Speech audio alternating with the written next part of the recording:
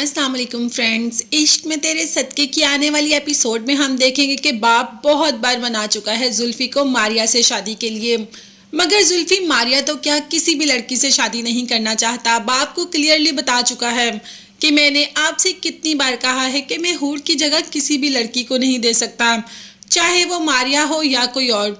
तो आप ये बात जहन से निकाल दें कि मैं शादी भी करूँगा।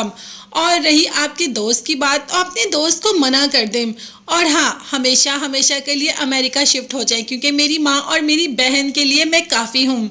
आपने यही कहा था ना कि मेरी माँ को छोड़ देंगे, तो मैं आपको खुद कह रहा हूँ कि आप हमारी ज़िंदगियों से चले जाएं।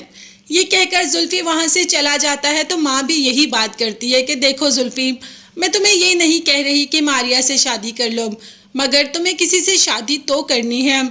अब तुम सारी जिंदगी ऐसे तो नहीं गुजार सकते ना हूर की यादों में। हूर हम सबको बहुत अजीज थी, लेकिन अब वो इस दुनिया से जा चुकी है।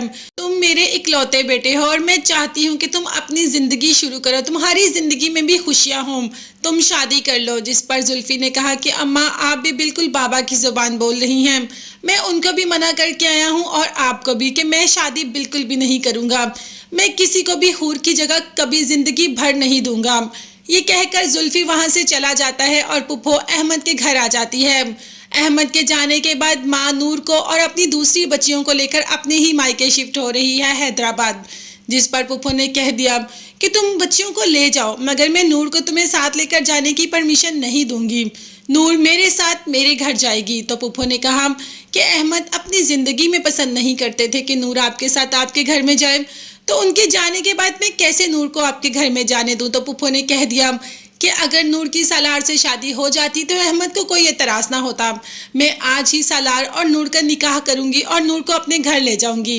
अब इस बात पर तो माँ भी कुछ नहीं कह पाई और चुप हो जाती है, मगर फरा जो कि सालार को पसंद करती है और सालार बिन मांगे किसी और को मिल रहा है, ये बात फरा भी कैसे बर्दाश्त कर सकती है, मगर वो कोई कुछ कह भी नहीं सकती। सालार तो कह सकता है। माँ से कह दिया कि मैं बिल्कुल भी नूर को पसंद नहीं करता और उससे शादी नहीं करूँगा। आपने इतना बड़ा फैसला मेरे जाने बगैर या मुझसे पूछे बगैर कैसे ले लिया। तो माँ ने कहा कि अगर तुम ऐसा नहीं करोगे तो जायदाद में तुम्हारा कोई हिस्सा नहीं होगा, तुम यहाँ से जा सकते हो। तो सालार अब ऐसा तो नहीं कर सकता ना। सालार को तो ये ऐशो इशरत की ज़िंदगी बहुत पसंद है और इस ज़िंदगी को छोड़कर वो कहाँ जा सकता है, तो निकाह के लिए हाँ कर देता है। दूसरी तरफ नूर दुल्हन बन रही है सालार के लिए, जो कि उसे चाहता भी नहीं, जो कि उसे देखना भी नहीं चाहता, मगर फिर भी नूर ने तो सालार की दुल्हन बनना ही बनना है। सालार के लिए रेडी होती है तो सालार भी आ जाता है और नूर का घूंघट उठाकर कहता है कि तुम्हें क्या लगता है कि मैं तुमसे मोहब्बत करता हूँ? अगर मॉम मुझे इस बात का ताना ना देती कि वो मुझे हमेशा हमेशा के लिए घर और जायदाद से निकाल देंगी, तो मैं कभी भी तुमसे शादी ना करता। तुम मेरे निकाह में तो आ जाओगी, मगर कभी बीवी का दर्जा तुम्हें नहीं मिलेगा और ये बात कभी सोचना भी मत। ये तो सालार की सोच है, मगर कुदरत को तो कुछ और ही मंजूर है। कुदरत को तो नूर और जुल्फी का साथ ही मंजूर है।